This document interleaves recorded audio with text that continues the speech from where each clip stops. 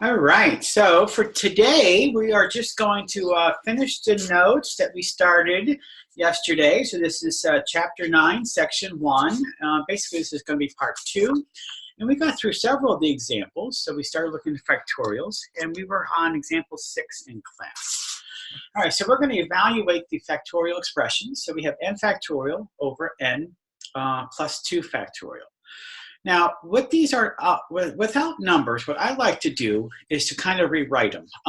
Now, since I've done a lot of these, I kind of know that my numerator I don't want to rewrite as anything. I'm going to leave that as n factorial because of something interesting in the denominator.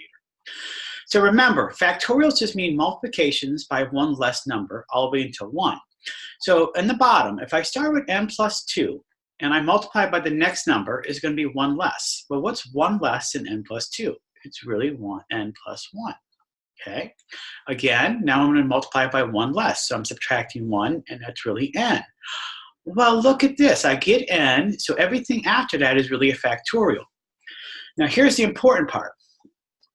By doing that, I simplify by canceling. Remember, this is just multiplications, okay? So remember, to get from here to here, just subtract 1. To get from here to here, just subtract 1.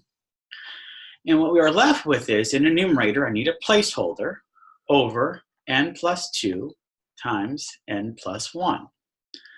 And then what I like to do is just simplify that more, and I just distribute, and I end up getting 1 over n cubed plus 3n plus 2.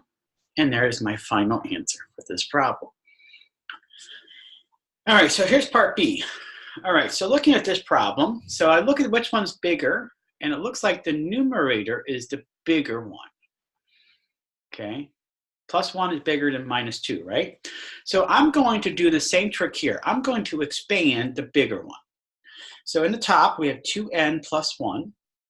Then I'm going to multiply it by 1 less. So I'm going to subtract 1 to get to my next term. And that's going to be 2n, okay? I'm going to do the same thing. I'm going to subtract 1 to get to my next one. And I get 2n minus 1. And then I'm going to do it again, and I'm going to subtract 1.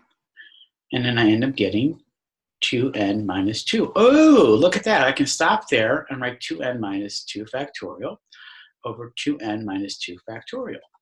And watch what happens. I cancel everything past here. So in the numerator, I'm left with 2n plus 1 times 2n times 2n minus 1.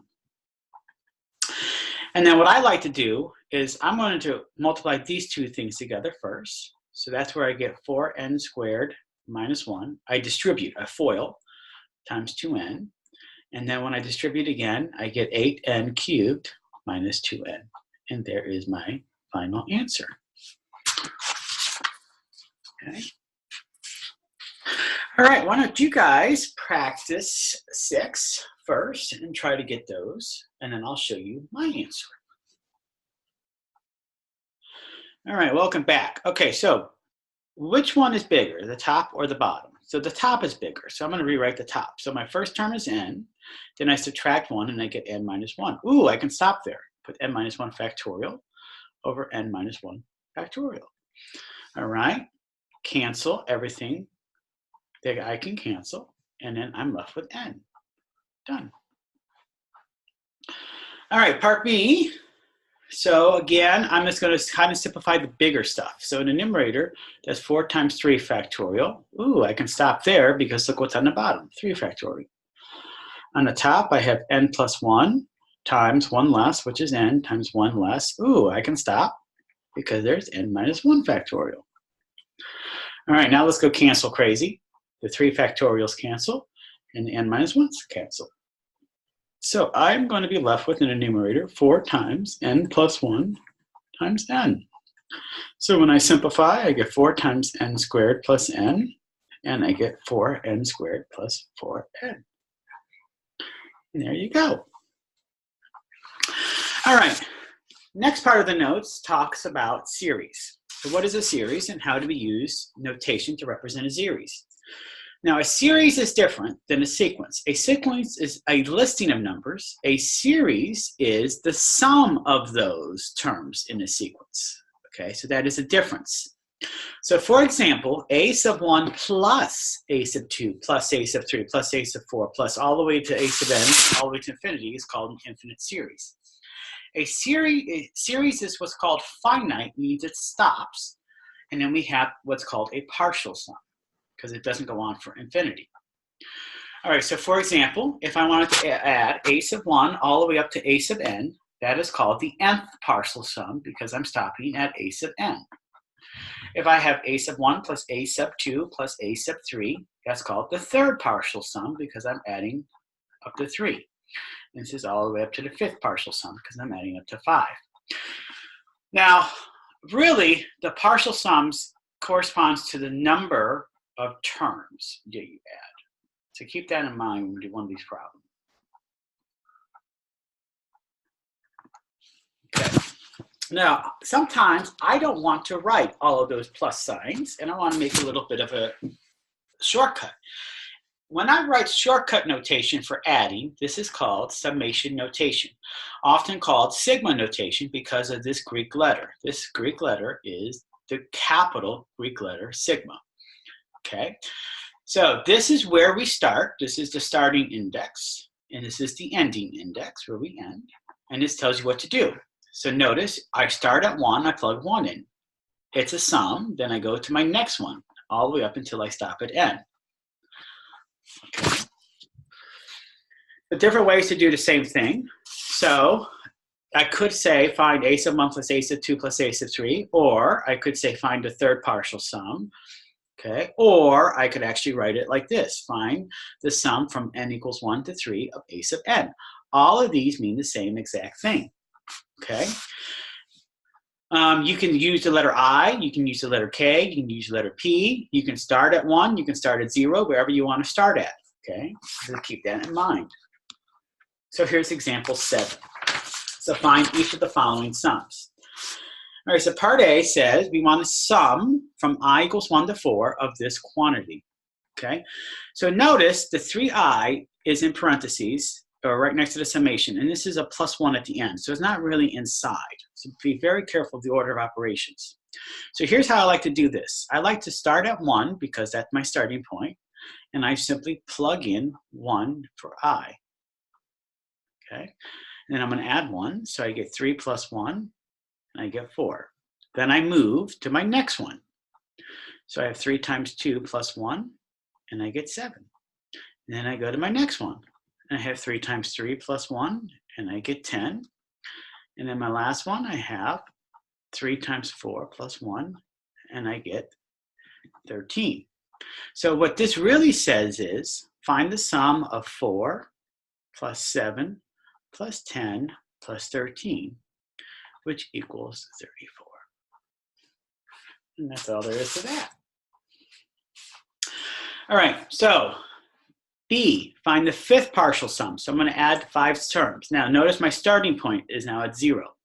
So a sub 0 is going to equal negative 1 to the 0 minus 1 times 0 factorial, which is going to be negative 1 to the negative 1 times 0 factorial, which is going to give me negative 1 times 1, which is negative 1. A sub 1 is going to give me negative 1 to the 1 minus 1 times 1 factorial, which is going to give me 1 times 1, which is 1. A sub 2 is going to give me negative 1 times 2 minus 1 times 2 factorial, which is going to give me negative 1 times 2, which is negative 2. A sub 3 is going to give me negative 1 times 3 minus 1 times 3 factorial, which is going to give me 1 times 3 times 2 times 1, which is this. So that gives me 6.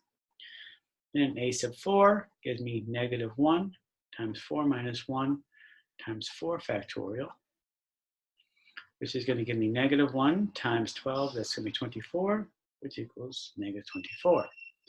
Notice 1, 2, 3, 4, 5 terms, so I'm done. So what this actually equals is negative 1 plus 1 plus negative 2 plus 6 plus negative 24, which is going to give us negative 20.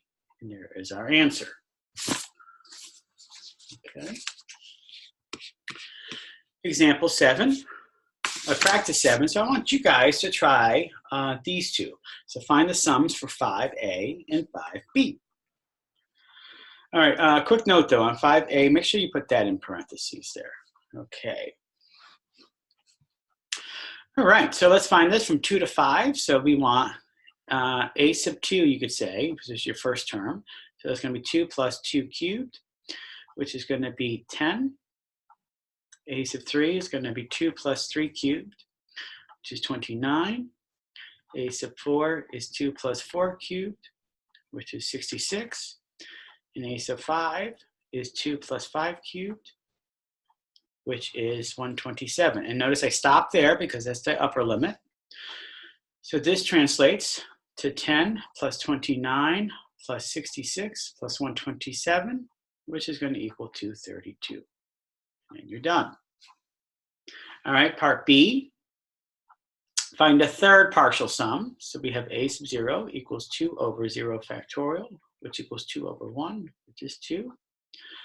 A sub 1 is 2 over 1 factorial, which equals 2 over 1, which is 2. And a sub 2 equals 2 over 2 factorial, which equals 2 over 2, which equals 1. So this equals 2 plus 2 plus 1, which equals 5.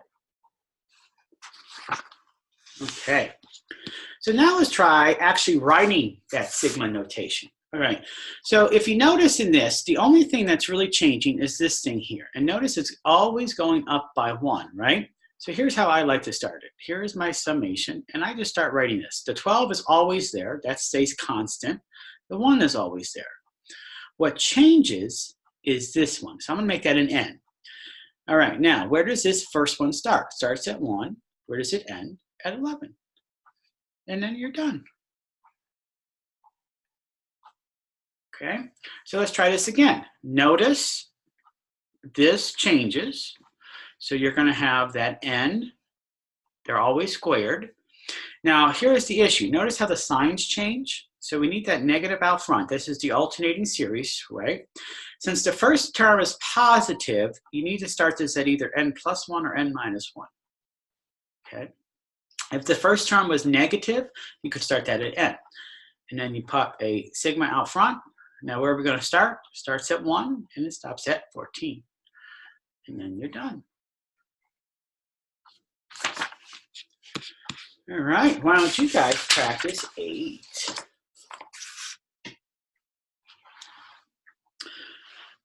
Okay, so in this first one here, so I would, there's a couple ways you could do this. So let's just start off with the easiest way to do it, okay?